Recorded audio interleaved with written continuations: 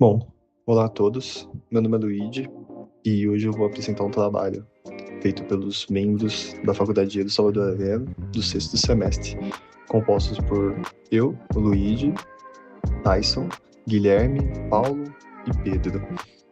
Hoje nós apresentaremos um trabalho sobre ambientes inteligentes. Do que se trata esse trabalho? Se trata do desenvolvimento de uma pipeline de ciência de dados até a etapa de análise exploratória. Primeiramente, o que seria uma pipeline? Seria como se fosse uma representação visual de um processo contínuo com etapas estruturadas, bastante comum em alguns dados e alguns projetos. Bom, sou o Paulo e vou falar um pouco sobre a nossa base de dados escolhida e também a motivação para escolher essa base de dados. Para esse projeto, nós escolhemos a base de dados voltados a filmes e séries, que é um tema extremamente relevante e presente no cotidiano da sociedade que reflete com precisão o que a gente, como sociedade, consome como entretenimento. Isso nos permite extrair parâmetros curiosos e gerar análises interessantes sobre o comportamento do público. A base de dados utilizada foi a do The Movie Database, que é uma das maiores e mais populares bases de dados sobre cinema e televisão do mundo. Para conseguir extrair esses dados diretamente da plataforma, nós utilizamos uma API oficial da The Movie Database e nós realizamos uma varredura completa de títulos e detalhes técnicos. Em seguida, convertemos e salvamos esses dados localmente em um arquivo .csv, o que nos deu a liberdade de manipular e analisar toda a base de forma eficiente através do Python.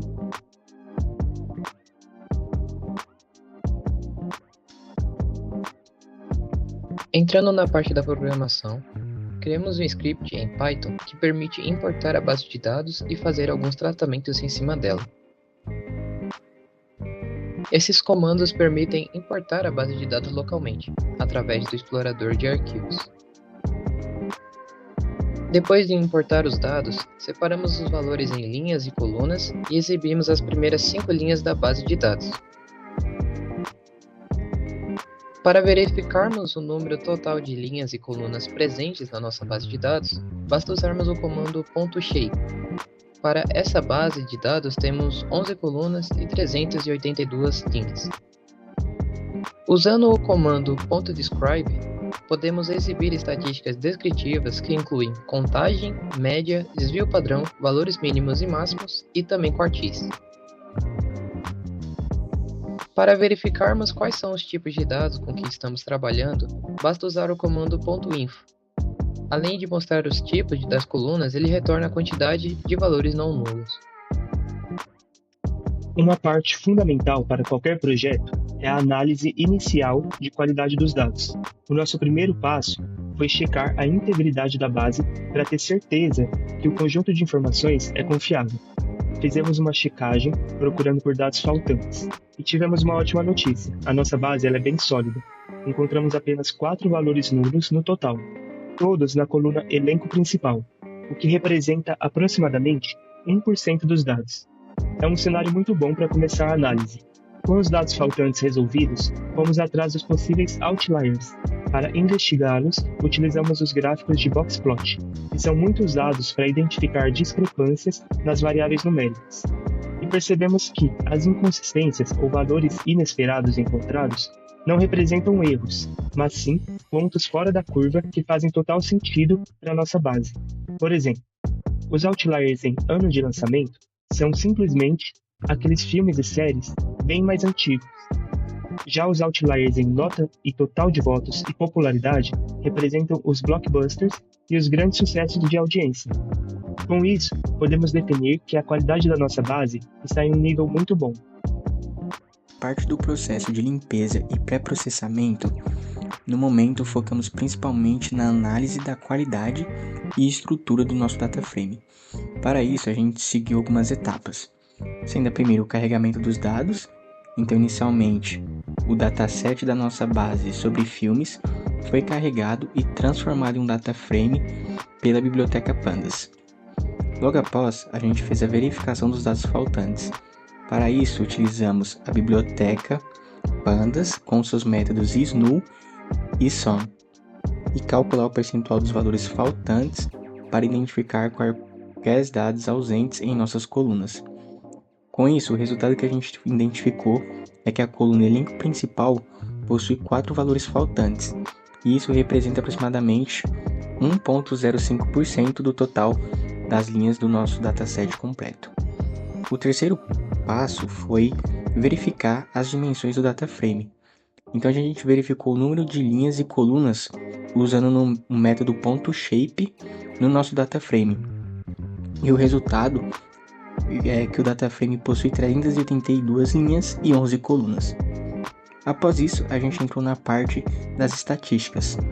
Então, a gente usou o método .describe para as colunas numéricas, o que nos permitiu ter uma visão rápida da distribuição, como média, desvio padrão, valores mínimos e máximos e os quartis dos nossos dados. O quinto passo foi identificar os tipos de dados que o nosso dataframe tinha. Então, a gente analisou os tipos de dados de cada coluna e a contagem de valores não nulos usando o método .info. E o resultado, que confirmou até o que tinha sido visto antes, é que a gente tem dados do tipo int64, float64 e object, e a presença de valores não nulos corroborando a informação de dados faltantes no elenco principal.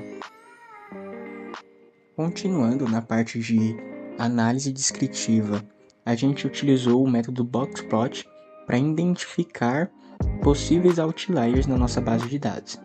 Então a gente gerou boxplots para todas as colunas que são numéricas do nosso dataset.